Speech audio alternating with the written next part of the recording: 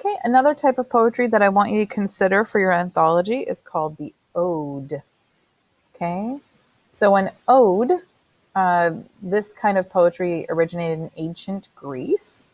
Okay, and it was something that they used to do to celebrate the victories of their athletes.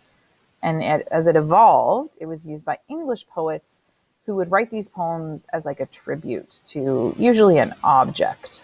Okay, so an ode is a short lyric poem that praises an individual, an idea, or an event.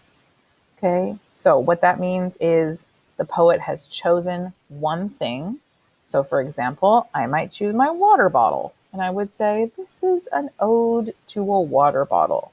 And then I would write a whole poem just talking about that water bottle and how great it is. Okay, so some of the most famous poems, the one that I always think of is Ode to a Grecian Urn, which is just about basically an urn sitting there on the table, like full of ashes.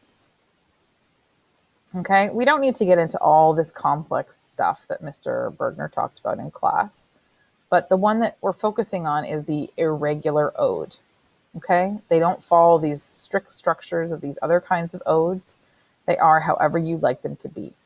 Okay, and this is Ode to the West Wind by Percy Bysshe Shelley, who was the husband of Mary Shelley, who wrote Frankenstein. O wild west wind, thou breath of autumn's being, thou from whose unseen presence the leaves dead are driven, like ghosts from an enchanter fleeing, yellow and black and pale and hectic red, pestilence-stricken multitudes, O thou who chariotest to their dark wintry bed, the winged seeds where they lie cold and low, each like a corpse within its grave, until thin as your sister of the spring shall blow her clarion o'er the dreaming earth, and fill driving sweet buds like flocks to feed in air with living hues and odors plain and hill.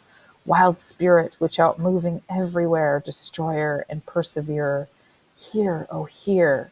So that whole poem is just about the wind and his experience of the wind. Okay? So if you'd like to write an ode, you pick a subject, something that fits with your theme. You give your subject praise or thanks. So I would say like, oh, water bottle.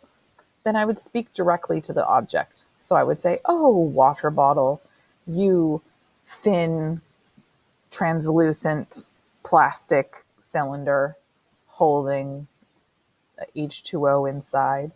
Then I would use adjectives to describe it. Wet, friendly, life-giving, and then verbs to bring it to life. So I would compare it, I would give it personification, like water bottle running toward me when I'm desperately thirsty.